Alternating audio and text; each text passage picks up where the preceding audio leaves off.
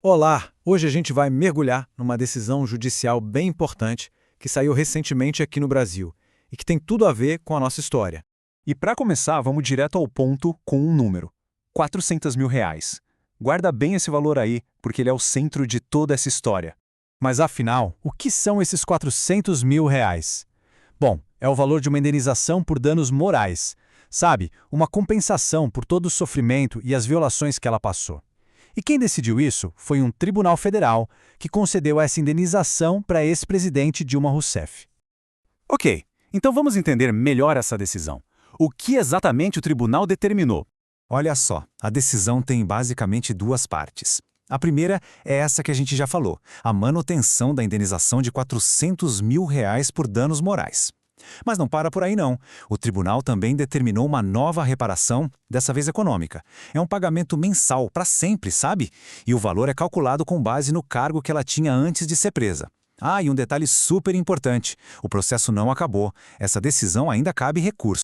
Mas para a gente entender de verdade o porquê de tudo isso, não tem jeito, a gente precisa voltar bastante no tempo. Vamos lá para a década de 70, em pleno regime militar no Brasil. Então, o que aconteceu foi o seguinte: em 1970, a Dilma, com apenas 22 anos, foi presa. O motivo? A participação dela num grupo de resistência à ditadura. E o que veio depois foi pesado. Durante 22 dias, ela sofreu tortura sistemática nas mãos de agentes do Estado. E depois desse período, ela ainda ficou presa por quase 3 anos. E olha, os documentos do processo, as provas, são muito claros sobre os métodos de tortura. A gente está falando de socos, de golpes com palmatória, daquela técnica terrível do pau de arara e também de choques elétricos. Esses detalhes são pesados, mas são fundamentais para a gente entender a base de todo esse processo judicial. Certo. Diante de tudo isso, qual foi a justificativa do tribunal? Qual foi o raciocínio dos juízes para chegar nessa decisão? E aqui tem uma citação do próprio tribunal que é bem direto ao ponto. O texto diz que as provas mostraram reiterados e prolongados atos de perseguição política, prisões ilegais e práticas sistemáticas de tortura física e psicológica perpetradas por agentes estatais. Ou seja, não restou dúvida para a justiça. Essa é a base de tudo. Então, o ponto central aqui é o seguinte: o tribunal entendeu que o que aconteceu não foi algo passageiro. Não. Os atos do Estado causaram danos permanentes, tanto físicos quanto psicológicos. E isso foi visto como uma violação gravíssima dos direitos fundamentais. E, por isso mesmo, é algo que precisa ser reparado. Mas, sabe, essa decisão recente não é a primeira. Ela, na verdade, faz parte de um quadro maior de reparações. Vamos dar uma olhada nisso para ter a visão completa. Olha só essa tabela. Além desses 400 mil e do pagamento mensal que o TRF1 decidiu agora, a gente tem outros valores. Tem R$ 100 mil que vieram da Comissão de Anistia. E também, somando tudo, R$ 72 mil que ela já tinha recebido de alguns estados como São Paulo, Rio, Minas e Rio Grande do Sul.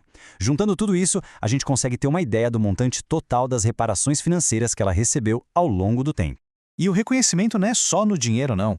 Tem um outro ponto bem importante que aconteceu em maio de 2023. A Comissão de Anistia reconheceu ela oficialmente como anistiada política. O que isso quer dizer na prática? É como se o Estado estivesse dizendo: nós erramos. É um perdão oficial pelos crimes políticos que foram colocados na conta dela e, mais que isso, é o reconhecimento formal de toda a perseguição e violência que ela sofreu. Então, no fim das contas, o que a gente tem aqui são duas coisas acontecendo ao mesmo tempo. De um lado, tem a reparação em dinheiro, que é a forma mais concreta do Estado dizer nós reconhecemos o dano e estamos compensando por isso. E do outro lado, tem o reconhecimento de um impacto que dura a vida toda.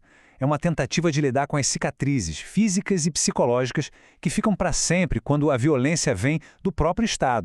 E tudo isso leva a gente a uma pergunta final, né? Uma pergunta que vai muito além dos valores dos tribunais. Como é que uma sociedade consegue colocar um preço, consegue quantificar o custo real de uma injustiça histórica? Fica aí a reflexão. Valeu por acompanhar a gente nessa análise.